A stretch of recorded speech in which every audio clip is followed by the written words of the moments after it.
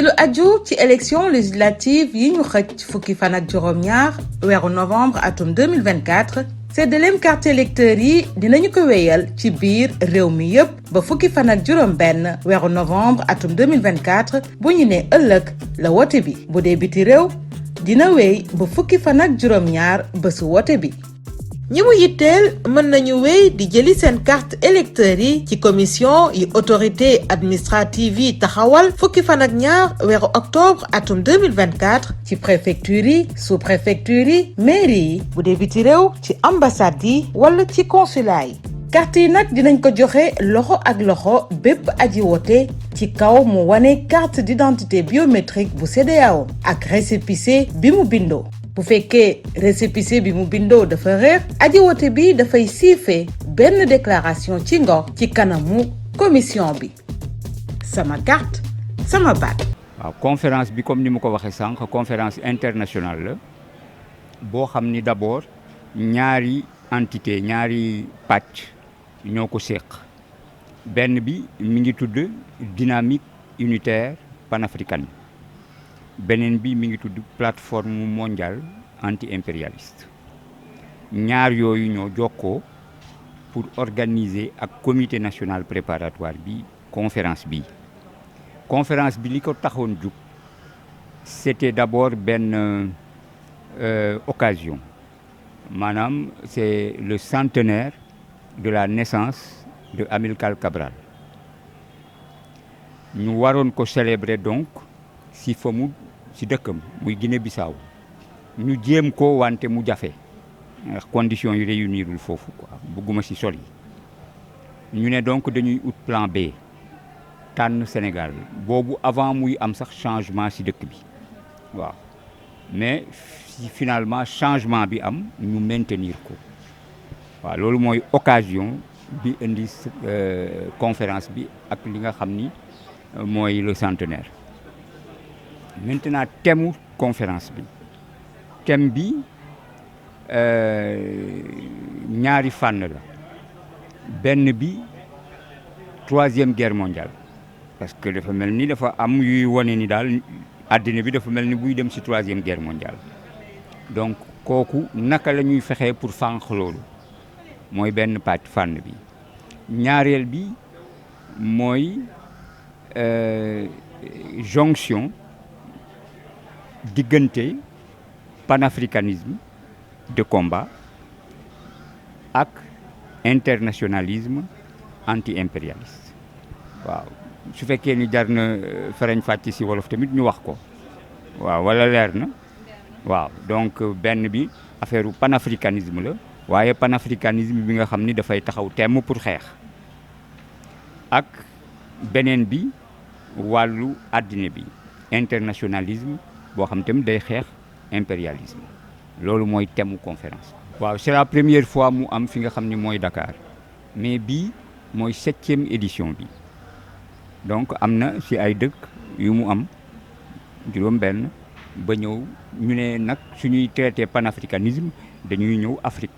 moo tax ñu tànnoon Guinée-Bissau mujj ko def Sénégal. ministre de la culture wala ministre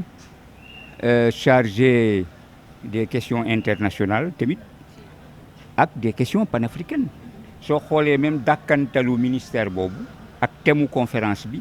benn la parce que les ministres liés aux questions internationales et ak aux questions africaines fii gis nga li ñuy wax panafricanisme ak internationalisme donc méngoo na trop ak ministère boobu ba tax na ak ministère boobu le comité préparatoire bi nekkoon en contact donc nekkoon nañu en contact pour seet nu ñuy amee ay facilités pour tenir conférence bi fii donc le fait que nag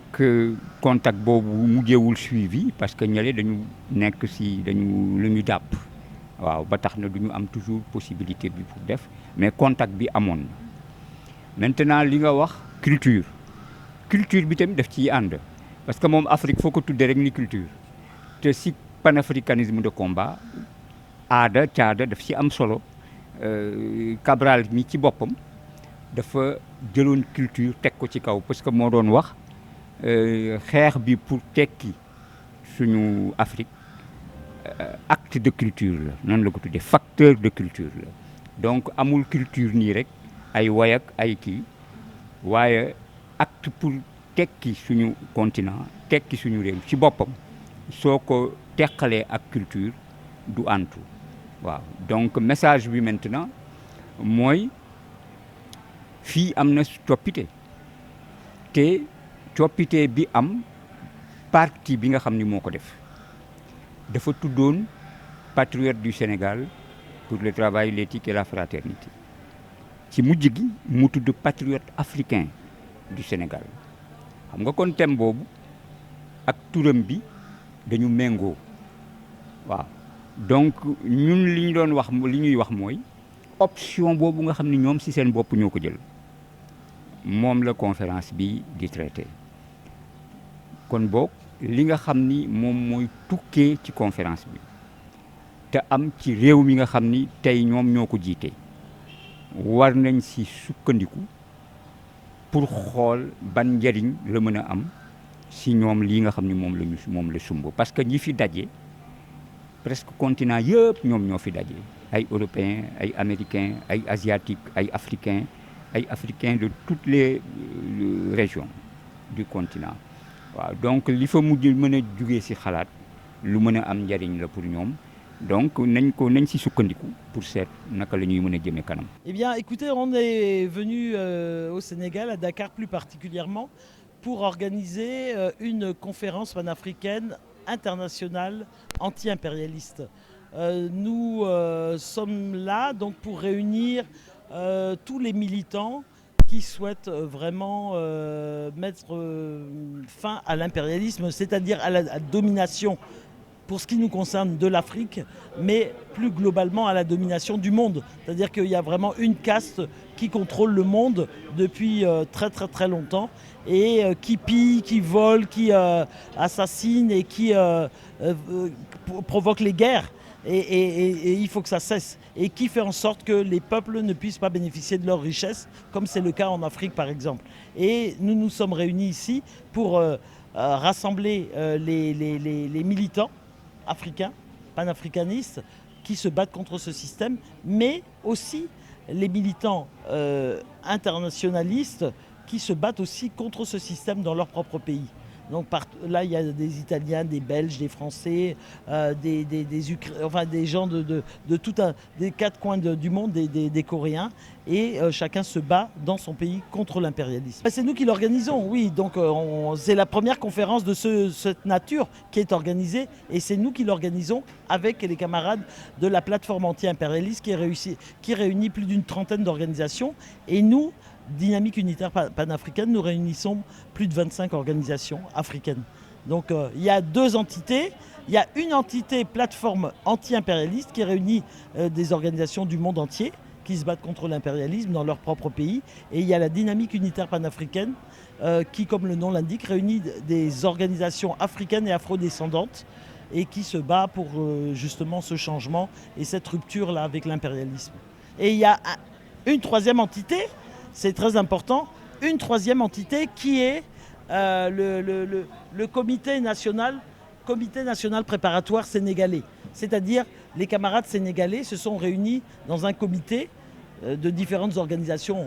politiques pour nous faciliter la tâche et pour nous permettre de réaliser cette conférence sur la terre sénégalaise, la terre africaine du Sénégal. L'idée, c'est venu depuis le début. On s'est dit qu'il fallait qu'on se réunisse depuis qu'on existe. Ça fait pas très longtemps qu'on existe. On s'est créé en 2019 en diaspora et on a légalisé notre organisation en 2023. Mais quand je dis en diaspora, ça s'est créé en diaspora, mais ce sont des organisations qui souvent sont, implantées en diaspora, mais aussi sur le continent. Et d'emblée, notre raison d'être, c'était de soutenir les luttes qui se mènent sur le continent, de les aider à se déployer, à se développer et d'être un amplificateur de ces luttes sur le continent. Et d'emblée, on s'était dit qu'il faudra... Là, c'est la 7e conférence de la plateforme anti-impérialiste et on s'était dit qu'il fallait que après qu'il y en ait eu en Amérique latine, en Europe, etc., dans différents endroits de la planète, et on s'était dit qu'il fallait que la prochaine ait lieu en Afrique. parce que nous on subit de plein fouet l'impérialisme qui se partage nos richesses, qui continue à nous dominer, à nous piller, etc. Le message, c'est qu'il faut, à mon avis, il faut que la jeunesse continue à se mobiliser, continue à prendre son destin en main et à effectivement mener le combat que nos anciens ont mené, que nous essayons de perpétuer. Il faut que cette jeunesse prenne à bras le corps la lutte, parce que c'est son avenir qui est en jeu. Personne ne le fera à sa place. Et si on ne veut plus voir nos jeunes mourir dans le désert, mourir en mer, ou des petits-enfants de 3 ans qui en sont réduits à vendre des bols d'arachides, etc., alors qu'ils devraient être chez les parents ou à l'école, pour ceux qui sont en âge d'aller à l'école, si on ne veut plus voir ça, il faut qu'on se mobilise, il faut qu'on s'organise pour que notre jeunesse puisse s'épanouir dans tous les domaines sur le continent, sur notre continent terre-mer du Sénégal et de toute l'Afrique. Et également les afro-descendants, on ne les oublie pas, parce qu'on sait que les afro-descendants, ce sont les frères et sœurs d'Afrique qu'on a déportés aux 4 coins du monde. Voilà. Sikana sugan don sugan nga mok gomunde nga nokbe gene Sénégal jamane nga agene député ngote nga mawnati élection législative anticipée aganya novembre khason tamundo nyeru nga sine wujunu filio tampile nakto nokbe gene Sénégal jamane nga ken tiabuda nga carte be alla ga suganinte yiga fumbe khile carte d'électeur nga Sénégal fanka nga ay fini jokindo ikini mbatte nga gilli fongu mu nga nokbe gene jamane ken nga nanda war katma novembre khason tamundo tumu nga nokbe gene Sénégal jamane nga mana kota banegra to hodo suganindu kuna nga nokbe gene jaman palle itella yimi ma kota kebe yimi sugandu kota ki me khara kota nga i carte électeur du mutugi kini solo nga nokbe gene jaman palle ya mareme